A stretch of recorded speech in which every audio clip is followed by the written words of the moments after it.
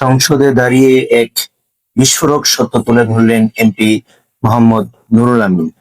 খেলোয়াড়দের পিছনে এত টাকা খরচ, আমরা বিশ্বকাপ আনতে পারিনি, আর হাফেজেরা বিশ্বে বারবার চ্যাম্পিয়ন হচ্ছে, বিমানবন্দরে তাদেরকে অভ্যর্থনা জানানো হয় না।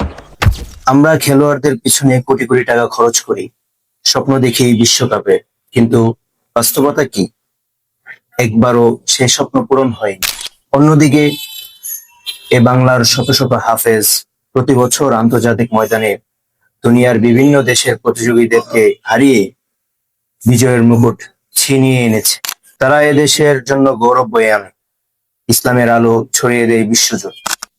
কিন্তু আফসোস, দেশে ফেরার পর তাদের জন্য নেই কোনো রাষ্ট্রীয় সম্বর্ধনা, নেই বিমানবন্দরে কোনো সম্মানজনক অভ্যর্থনা। এখন প্রশ্ন থেকেই যায়, যারা দুনিয়ার ময়দানে দেশের সম্মান বাড়ায়, তাদের প্রাপ্য সম্মান কি আমরা দিচ্ছি? আপনার মতামত কি? কমেন্টে জানাতে ভুলবেন না।